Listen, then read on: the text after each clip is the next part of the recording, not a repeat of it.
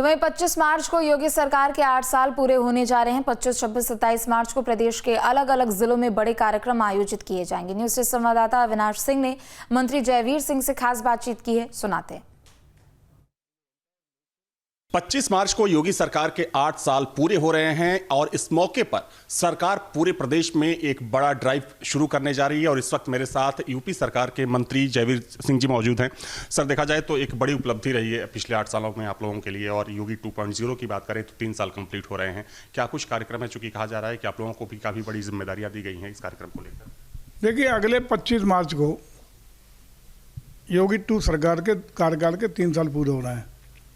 इन 3 सालों में और इससे पिछले वाले 5 साल के कार्यकाल में आदरणीय योगी जी के नेतृत्व में उत्तर प्रदेश में अद्भुत, अलौकिक और भव्य दिव्य कार्य हुए हैं और एक ऐतिहासिक निर्णय हुए हैं।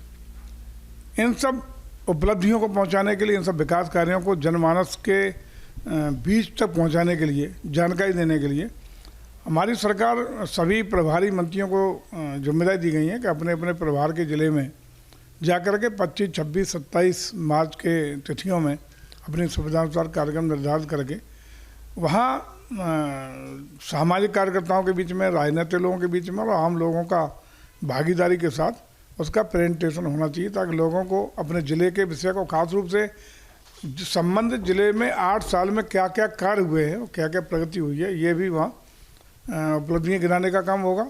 साथ ही साथ जो अद्भुत, अलौकिक और अभूतपूर्व महाकुंभ का आयोजन हुआ है, उसका भी वहाँ लोगों के बीच में प्रेजेंटेशन होगा, लोगों के बीच में बातें रखी जाएंगी, उसके बारे में चर्चा की जाएगी।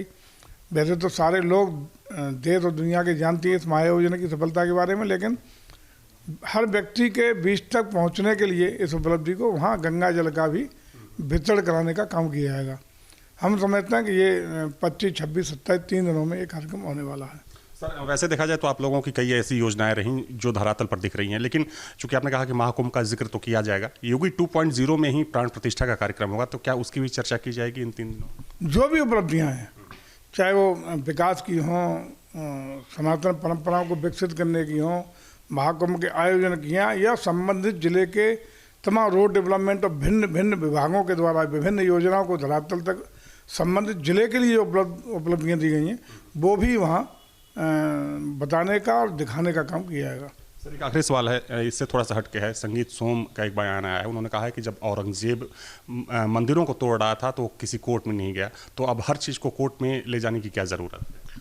मैं समझता हूँ कि आज वो किसी संवैधानिक पद पर नहीं है, तो हम लोगों को चर्चा शायद नहीं करनी चाहिए।